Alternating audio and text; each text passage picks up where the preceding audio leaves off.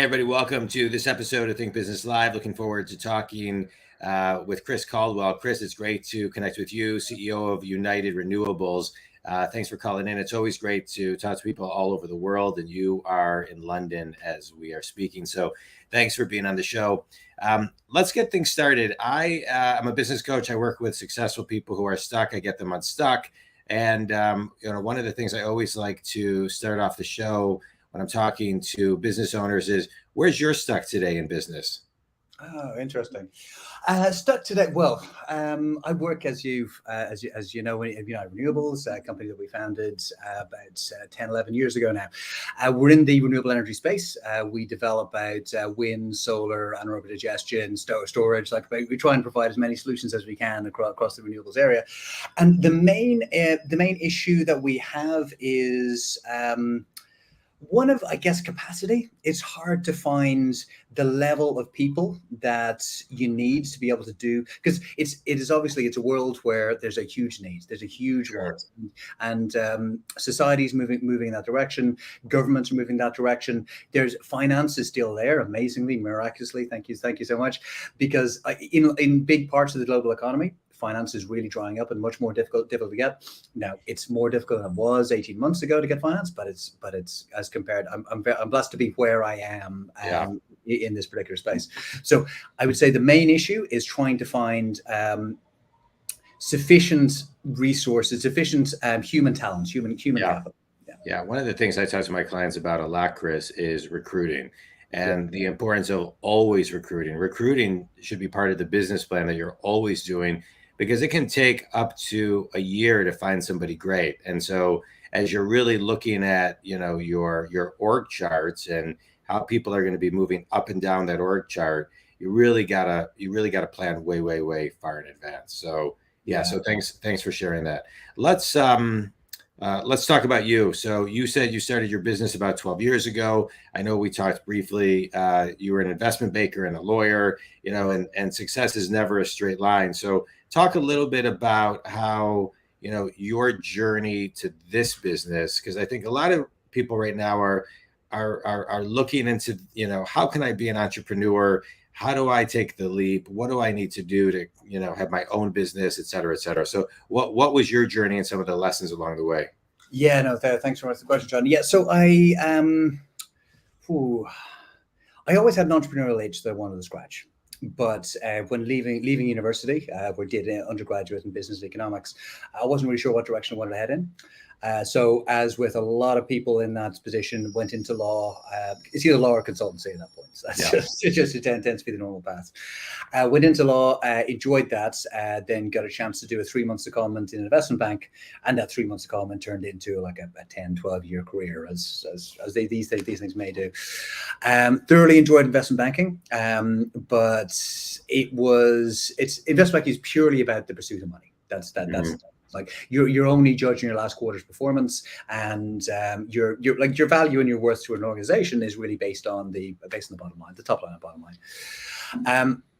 And that was fine for a while, because it's intellectually it's very stimulating. Like, you need to learn a lot about a lot of different industries. But given that then the financial crisis hit, the great financial crisis hit, and it caused a pause. It just gave me that moment where I went, oh, actually, I've got a little bit of time to think and breathe. Also, become a father, and was developing an interest in infrastructure in general. And I went, well, okay, this is a good moment for me to just be able to step off the hamster wheel and just have a think about life. So I did that. Went off. Did an MBA at London Business School, which I've still got very, very strong connections with. On the alumni council, just in a meeting with them earlier on today. So I went to London Business School as an investment banker, and left as with all the kind of additional skills that I thought I needed, and the additional competence that I needed, then become a founder. So evaluated dozens of business plans, and laid upon one, which was small wins in a particular geographical region, Northern Ireland, for lots of good reasons. Went out to raise £500,000. Ended up really quickly raising 5 million. I went, oh, okay, this is great. So clearly people have got some sort of faith in me to be able to take money and put it down. But then, you had to go out and face the reality of actually building stuff. And that's where things got really interesting. That's when things got difficult. But it's been a great journey. So we've gone from that point of building lots of wind to also building now anaerobic digestion, do some hydro, some solar, batteries, generate all linked in storage, and we're now also spreading out in geographies. Got a project we're working on in Barbados, and we're trying to expand out to other island nations. We got a project in the Isle of Man as well, which is our kind of our home turf, even though most of our assets are in Northern Ireland, Scotland, and United Kingdom. Yeah. As a business owner, thanks for sharing that. As a business owner, you talked about your pause earlier. How has the pause kind of played a role in your business through the years to kind of pause, plan, adjust, pivot, etc.? Yeah, no, it's a great question. It is the easiest thing in the world is just to be caught up in the hamster wheel, to never stop, to never take time to think.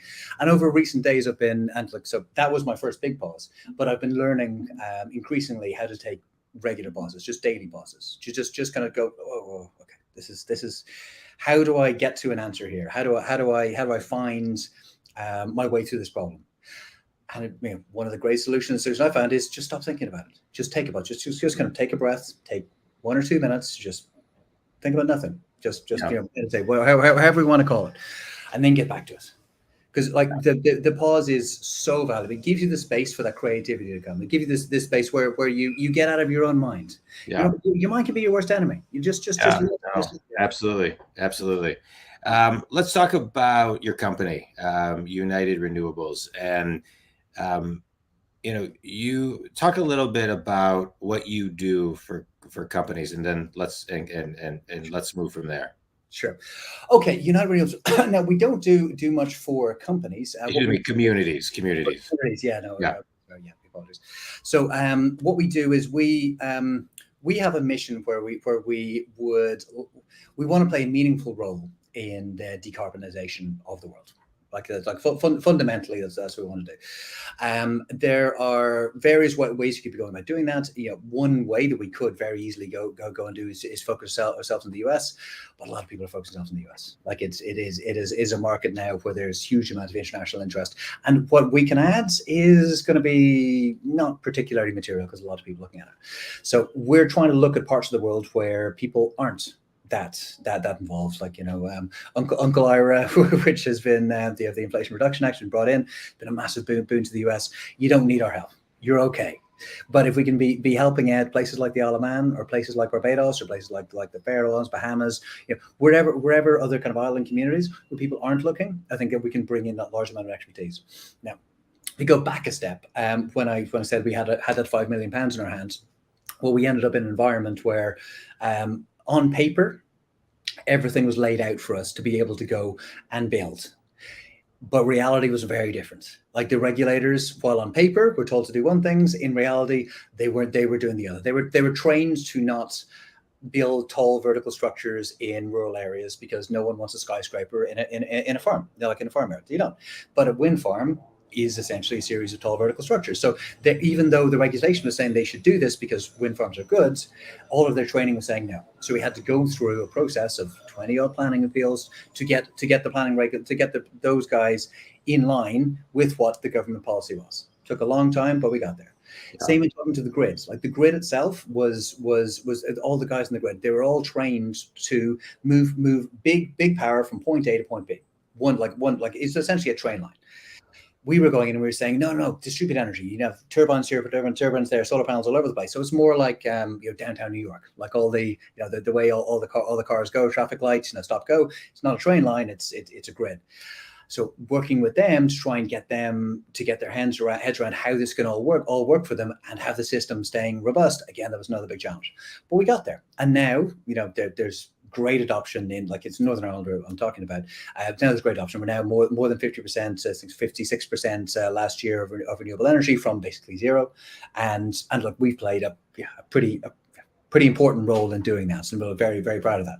To try and take that type of expertise on changing grids, on changing planning systems, working with governments, working with regulators, finding the right local partners to be able to do things, getting the right technologies in. That's what we bring, and we're trying to bring that to nations and to communities where other people aren't doing that.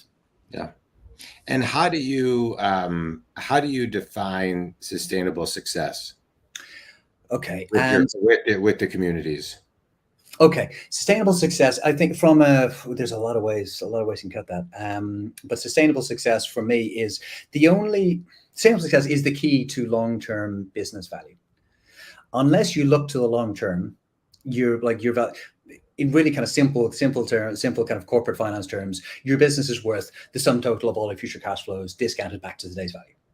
Now, the longer a timeline that you have, the more of those cash flows you're going to have. So your current value today is based upon the sustainability of your business, the lifeline of your business. So in building a sustainable business, I think you need to be looking at first thing you need to do is look at your big risk points. Like what can be tripping you up? Are you polluting a local lake? Do you have like child labor down your supply chain? Do you have these big things, these big red warning lights that if people find out, they stop doing business with you? Because like in this day and age, there's I think it's 40% of all people right now in the US and Europe are actively boycotting a particular company because they don't like what they're doing in some environmental, social or governance active. I read that in McKinsey recently, and that's a big chunk of your customer base. Mm-hmm. You need to try and keep your customers on board. If you don't keep your customers on board, and what's I think even more important is you need to keep your employees on board. You need to have people like as you said to yourself in many previous podcasts. You need to have your people turning up as their best selves. Correct. Bring their best selves to the organization, and the way to do that is again it's aligning long-term sustainable goals, like your own values, and yeah. How are you doing that? Let's talk about that, because I think retention, we talked a little bit earlier on recruiting, but now, retention makes recruiting easier, right? And having great people, retaining great people. And so how are you doing that? How are you working on retention? I think retention actually isn't that much of an issue for us because we have we're in a particular industry where people tend to be quite passionate about it. And as long as you're sincere about that, and as long as you can be putting yourself forward and saying, we're not just, I'll take back one step. There have been a number of people within the industry who have just gone and tried to chase the subsidy dollar or tried to chase money. So they forget why they got into the business in the first place. And they end up just trying to chase the quick buck, trying to say, well, there's a chance now to build a lot of stuff. Let's just try and bail into it. And they don't think about that. They don't think about the relation with the communities. Don't think about the technologies they need to be improving. A lot of people fall over along the way. So those are the guys who do fall over, and those are the guys who do lose their people. Now we've taken a different approach. We don't go like chasing after dollars. We try and do things. We take the right projects. We take our time. We spend our time with communities, trying to understand what they need, to understand what they want, trying to understand the grids, trying to work with the regulators. We try and do things in partnership because I think what we build, the assets that we build, are going to be around for 25, 30, 40 years. Yeah, it's amazing what you're doing. Yeah, with them. So it's there's no point in building them and walking away, because they'll just fall over. We won't be doing any good. So we need to be there as part of that for the rest of our professional lives. Yeah, it's great. You're really making a difference. It's really making a difference. It's great. All right, quick speed round, Chris. What's a book that's made a big impact on you? Good question. Okay, the one that springs first to mind is Influence is Superpower by a professor of mine at Yale called Zoe Chance. Highly recommended. Zoe is one of the she's a great human. This book, she's a lecturer at Yale. She talks about how to make little impacts on everybody in your life, in your circle, and how to expand your circle to be trying to make impacts in the world. And she also walks the walk, talks the talk, because she gives away all of the proceeds of this book, and it's best-selling book, to charity. So amazing. Good, great human being, and well worth the read. Is she still teaching? She's still teaching at Yale School of Management. Yeah, her class is on Influence, and it is the #1 class, the most popular MBA class in Yale. I'm going to buy it today. I'm going to buy it today. And if you can, I would love it to. I would love to interview her. I love reading books and then interviewing the authors. Yeah, I'll put you guys in touch. Yeah, I would love it. Yeah, I would love it. Really, really great. Yeah, it's a cool cover too. Influence is your superpower, the science of winning hearts, sparking change, and making good things happen. It's great. Yeah, yeah. All right, good. Thank you for that. Best piece of wisdom you've ever received. Okay, what I will do on the funnily enough, because Zoe also said to me that be sure to choose a career that you will give your life to, that you're prepared to give your life to, because you will. Which I think is a brilliant piece of advice, because you ultimately. I think that is. That is a great piece of advice, because I think, like, I have my own business, but my business is me. So it's and I do I give it my all, and I always have in my careers. I think that's great advice. I think that's great advice. Finish this sentence. Oh, sorry. Go ahead. Yeah, come on for one more. Is this you're just from like a leadership perspective? Your job as a leader is to get the right answer at the end of the meeting, not at the start. I think that's, again, you go into a meeting with, like, you might have your own ideas, but listen and understand. Your job is to be right at the end, not at the beginning. Like, that's not something. That's great. That's good. I love that. Right. Seek first to understand before being understood. Go in with the questions. One thing I talk a lot about, Chris, is the person who asks the questions controls the conversation. And if you don't ask questions, everybody kind of talks in generalities and they don't talk in specifics. And so I agree with you. You ask a lot of questions to get to the specifics. And then you get to some great answers. It's like we're all Columbo, right? Like a detective, right? Finish this sentence. One thing everybody can do to find their pause is.